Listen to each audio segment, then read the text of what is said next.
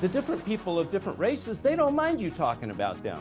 It's just the other people telling you shouldn't talk about them.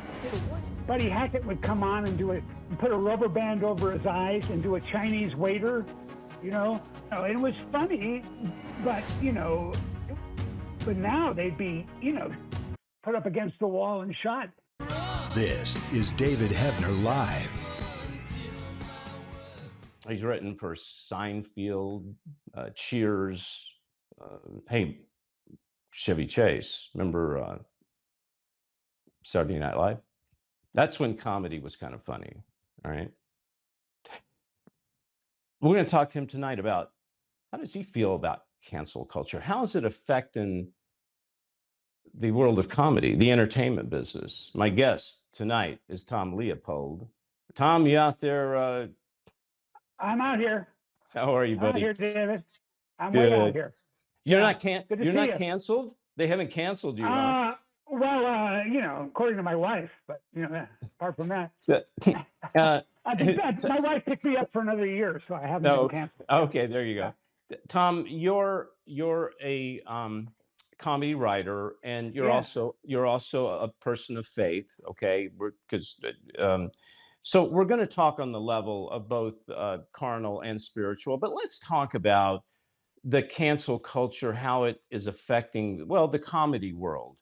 Now, correct me if I'm wrong, but some of the comedians from yesteryear, some of the things they would say are so outrageous and so offensive. People loved it. They would clap. What would happen if these same comics came up with a skit now, really, I mean, coming against what say you? Oh my gosh. I mean, when I grew up, when I was a kid and I'd watch the Ed Sullivan Show, you know, I mean, Buddy Hackett would come on and put a rubber band over his eyes and do a Chinese waiter, you know. Right. And Pat Morita, who played I forget, the Karate Kid, whatever his name is. You know, he used to advertise himself as a hip nip. He was Japanese. I mean, you know, and every comic did did Italian, or they did. I mean, you know, it was funny, but you know, but now they'd be, you know, put up against the wall and shot.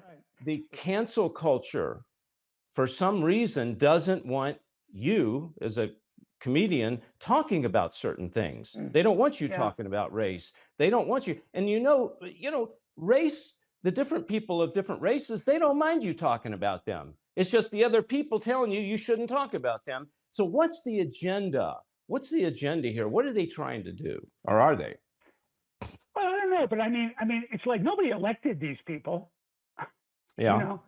I mean, well, no. You know, why are they spokesmen for everything? Well, they are, because they run entertainment and they run the media. But question. You talked about Seinfeld. The jokes that were told on there in Seinfeld, you said today that would be politically incorrect.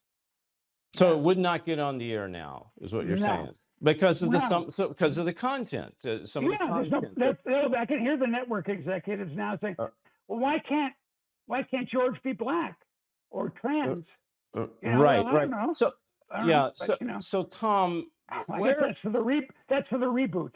Yeah, Tom, where is this going? If it keeps going the way it is now, how will a comic such as yourself, a young comic, let's say, who's just, you know, cutting his teeth, what's he going to talk about? Seriously, if it keeps going the way it goes, what's he going to talk about? It's going to be funny.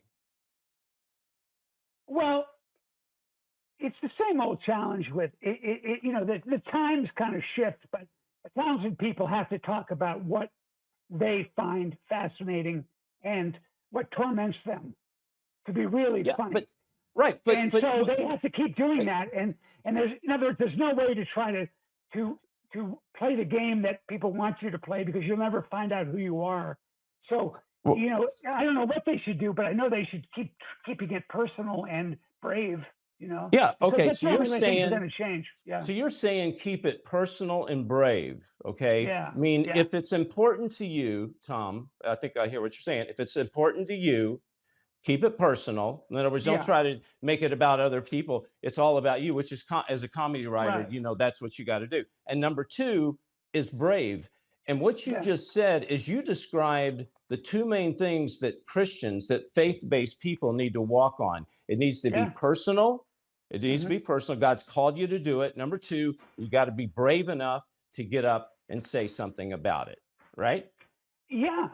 Back in the 50s, they had the blacklisting of Hollywood. This is Yeah. where it was called the McCarthy era. For you guys that don't remember it, I'll quickly explain it to you.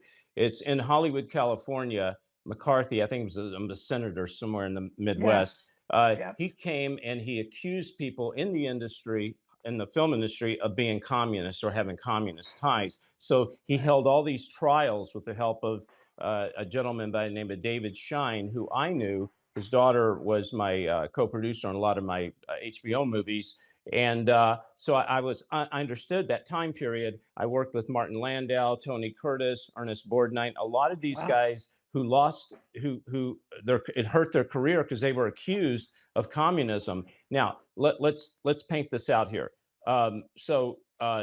Tom, at that time it was the conservatives coming against the liberals, if you want to Right. equate the Right. communism as liberals. Now it's the liberals coming against the conservatives. It's like it's Yeah, but they're flip-flop. doing the exact same thing. So I mean, The- it's you know, blacklisting. It's yeah, sure. until came the Hollywood 10. The Hollywood Unless 10 you're the grouped right, together. unless you're the right kind of fascist, if you're Yeah. all kind of fascist, that's all right. So Well, yeah, they came against. They said no more. We're not going to do it. Just like my yeah, guest last week, he said my people in Poland came up against the Polish government. Said no more. We're not going to do it. yeah, yeah. Hey, Tom, it's so good to have you, man. I appreciate you coming by. Well, I enjoyed it, David. It's great to be with you, and thank you for asking me. You're welcome. Next time you're here, I want you to sing a song for me, and I want Yep, you to write a joke for David Hebner Live. Think about it. I will. I'm going to get right on that as soon as I hang up. In these last days, there will be perilous times. People will worship false gods, lying signs and wonders. Bibles will be taken out of schools. As the Antichrist arises, Christians will be persecuted. But now, God's people have awakened. David Hebner Investigates is proud to bring you End Times Investigations, a new DVD series containing over 8 hours of interviews, commentaries, and teaching on Illuminati and the New World Order, Satanism, miracles and healings, the Antichrist, and one world religion. David interviews some of the top experts in their field. Hi, I'm David Hebner, and I'm proud to bring you this brand new DVD collection, End Times Investigations. David reveals how the media is working hand in hand with the Antichrist system. Order now and receive this special DVD collection. Equip yourself and your family. Text BONUS to 41444 or davidhebner.tv/order. Call toll-free 844-806-0006. Text BONUS to 41444 or davidhebner.tv/order. Call toll-free 844-806-0006.